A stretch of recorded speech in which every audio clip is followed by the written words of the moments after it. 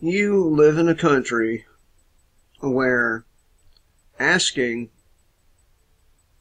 police for directions will lead them to smash your face in and kidnap you. You live in a country where Fox News lies to its viewers, saying that marijuana is killing people. You live in a country where your president,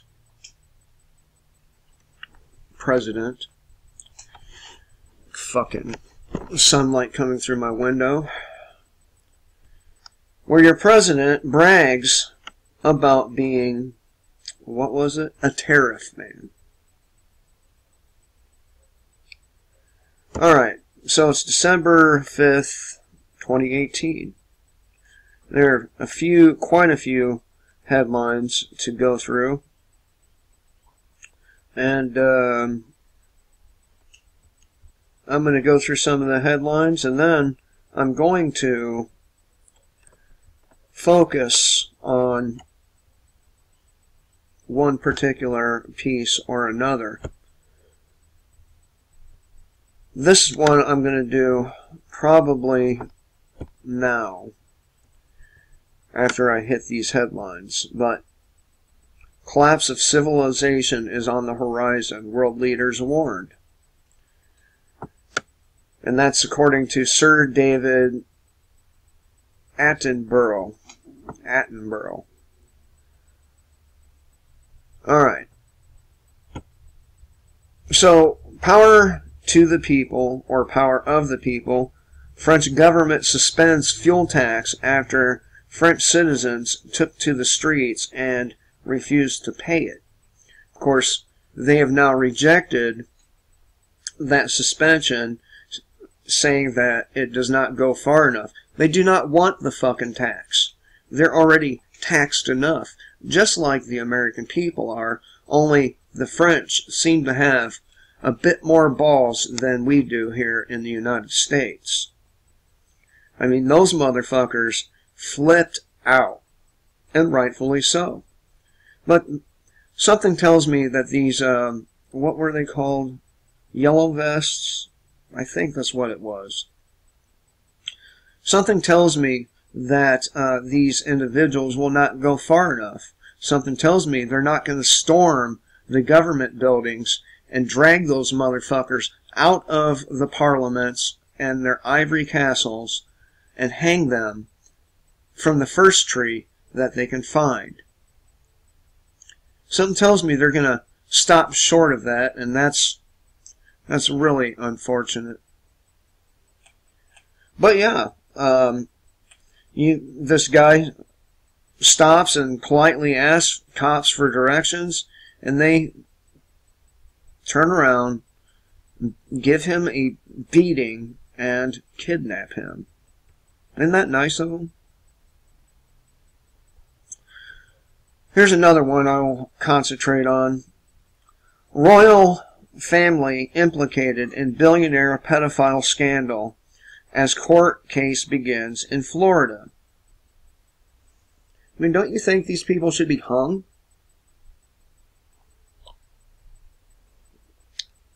Royalty. What a bunch of shit. Then, over here at shtfplan.com, this anti-gun bill would require the social media history and internet search history of prospective buyers. Yep. And like they say here in the little summary, if this passes in New York, it won't be long before it passes in California, then in Massachusetts, then it will spread like a gun control virus, and it won't be long until we see something introduced in the U.S. Congress.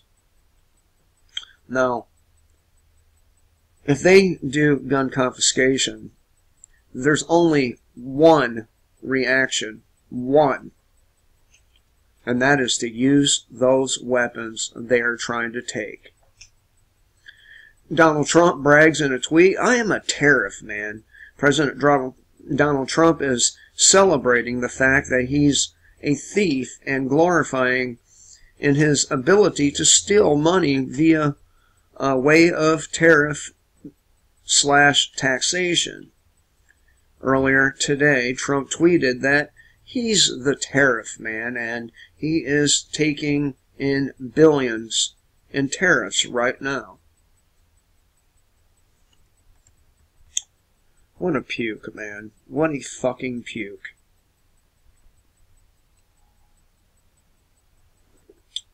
Seems like Denmark might have the solution to unwanted migrants. Denmark plans to isolate unwanted migrants. They are unwanted and they will fill that. Denmark has plans to isolate all unwanted migrants on an island. The country's migration minister, Inger Støjberg, said about a government plan to house unwelcome foreigners on a remote island that they are unwanted in Denmark and that they will fill that. Wall Street analyst, Ford could cut 25,000 jobs, and I do believe Beta Talk 357 mentioned this in a comment yesterday. General Motors has already announced that they will be closing plants and laying people off, but Ford's restructuring could be even more disastrous to workers. According to some Wall Street analysts, we can expect Ford to lay off around 25,000 people, and soon. The psychological bubble that has been propping up the U.S. economy is starting to implode. Most Americans want to have hope, but when they look at our economic situation, all they can see is a very bleak future. You know, hope is... it's one of those things that weaken you. If you have hope, things will get better. It will make you lazy to not push for those things. Hope is a useless emotion, if it's even that. Trump foreign policy doing the same thing and expecting a different result, and of course Einstein defined insanity as just that, doing the same thing and expecting a different result. And what is most disappointing about President Trump's foreign policy is that it didn't have to be this way. It did, but the scientists who created the genetically modified twin babies has gone missing. On November 25th, a young Chinese researcher, He Jiaqiu, I don't know if that's right, but I'm going to go with it, became the center of a global firestorm when it was discovered that he had allegedly made the first CRISPR-edited baby twin girls named Lulu and Nana. I find it very ironic that they're named after Lulu, the Anunnaki name for human beings, and Nana, the Sumerian goddess. Since the story broke, many have balked at the ethics of such an experiment, and he has gone missing. NASA expert. Alien life may have already visited Earth. A NASA scientist has said that aliens may have already visited the Earth. Silvino P. Colombano, again, I don't know, also claims that these alien life forms may have gone unnoticed by humans due to their extremely small size. He says that the extraterrestrial beings would have looked quite a bit different than the carbon-based organisms currently roaming our planet.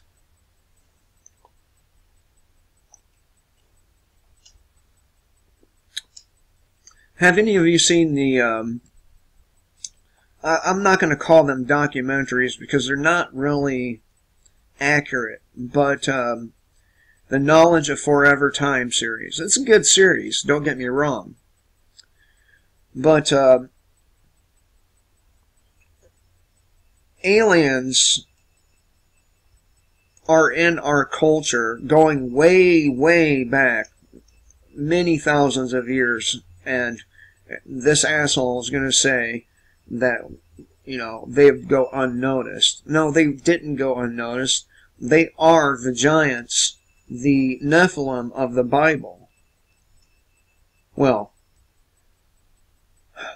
maybe not the Nephilim. The Nephilim is their offspring, but I digress.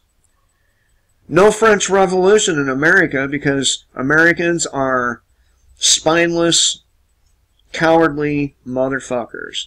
The establishment media in the US and Europe are focusing on the violence of the protests, including vandalism at some monument to war and French colonialism, and underplaying the political and economic complaints central to the demonstrators. And of course they're going to focus on the violence, but not what's causing the violence. You want the violence to go away? Here's an idea. How about you quit being fucking assholes? How about you dismantle the government? Because nobody wants you. At least no one who works their asses off. Sure, the leeches, they want you, but only for the little piddly paychecks that you send them on a monthly basis to their little EBT cards. TikTok. Anyone with an ounce of critical thinking skills realizes the current artificial boom created by a feckless Fed captured by Wall Street banks and corrupt Washington politicians who took Dick Cheney's deficits don't matter mantra to obscene levels will end in another financial crisis. Of course, we already know this. We already know that we're in a financial crisis, and the only people admitting it are individuals like myself.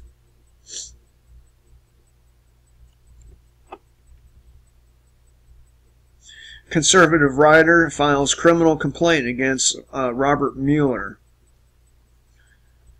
Conservative writer Jerome Corsi has officially filed a criminal complaint against Robert Mueller. Corsi alleges that Mueller is on a rampant bullying bid in an attempt to get the writer to bear false testimony against President Trump. And by the way, you don't need to bear false testimony against Trump. He is a pedophile. And the only proof that I need is the fact that he hung out with Jeffrey Epstein, the same billionaire that's about to be tried again in Florida. I think that's him anyway. So, alright, let me get to the main article here. Collapse of civilization is on the horizon, world leaders warn. Well, that's their first mistake, calling these fucking people leaders. They're not leaders. They're people who makes rules for everyone else and hides in their ivory castles because nobody fucking can stand them. And they should be hung. All of them. Time is running out, Sir David Attenborough. Continuation of civilization is in your hands. And that's not a good thing. Attenborough warns world leaders. Mass extinction is on the horizon. Failure to join the dots between environmental risks and significant economic challenges. Apparently this is the guy right here.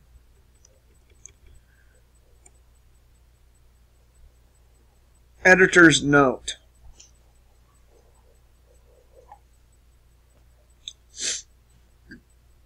The world faces some very serious ecological challenges due to the pollution, destruction, and overconsumption of our natural resources. What we find quite bizarre is the complete cognitive dissonance between the increasingly alarming warnings of absolute environmental Armageddon and the complete complacency of investors and market participants. There is a complete failure to join the dots between environmental challenges of today and how they may impact our economies and global markets.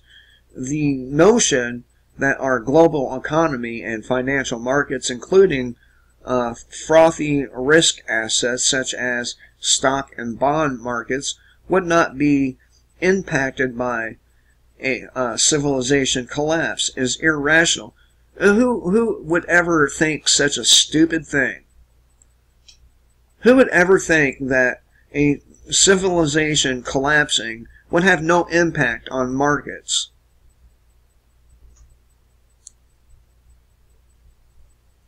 Anyway, he says that's irrational and complacent in the extreme. Our economies and markets are dependent on our planet. If civilization collapses, then so will companies, governments, and economies. That's a good thing. And the markets, which are all subject to or subset of our civilization and our planet.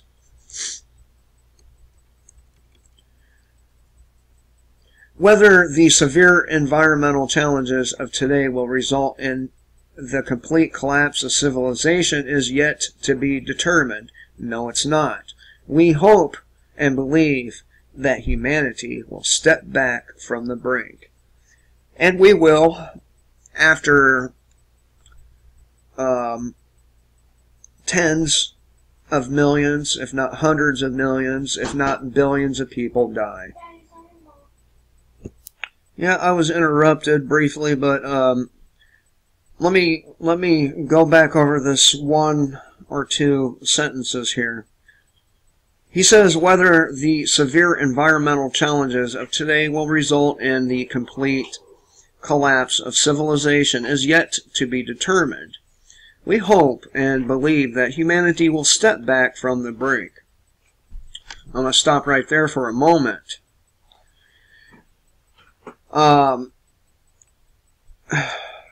We're not going to step back from the brink for the simple fact that we have a nuclear power plant leaking hundreds and hundreds of thousands of gallons of radioactive material into the ocean. And it's not going to stop, ever. Or not at least for thousands of years, right? And then we have the issue of at least 170 some odd species going extinct every single day. There's no coming back from what's coming.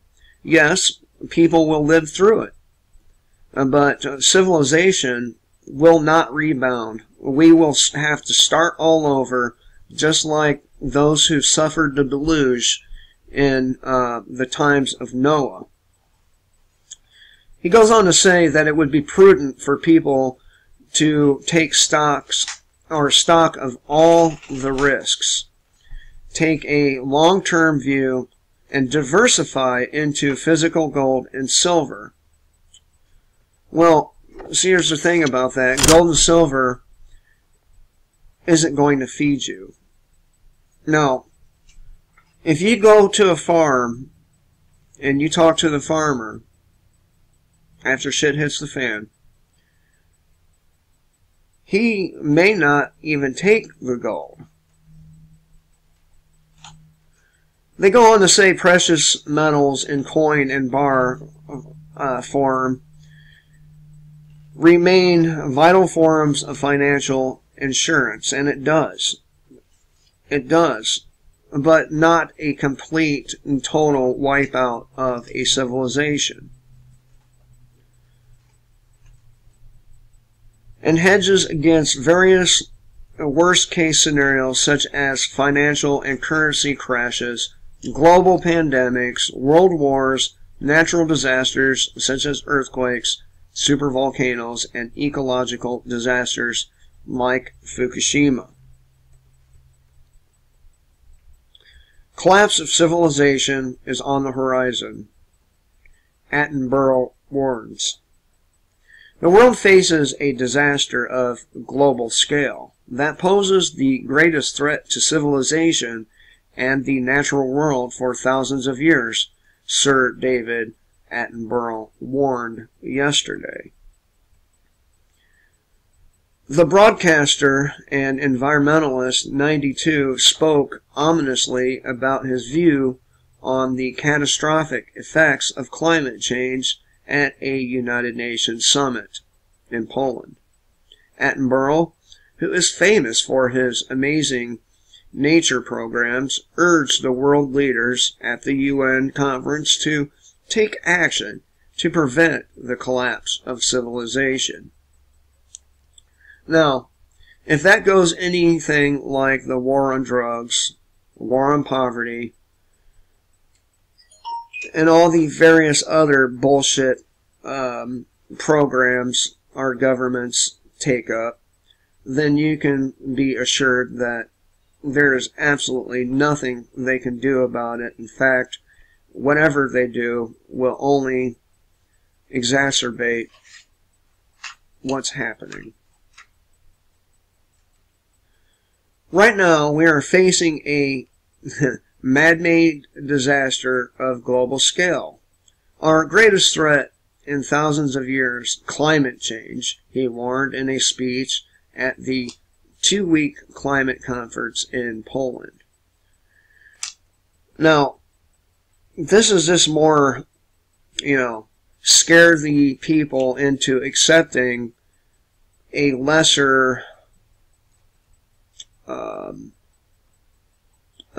standard of living.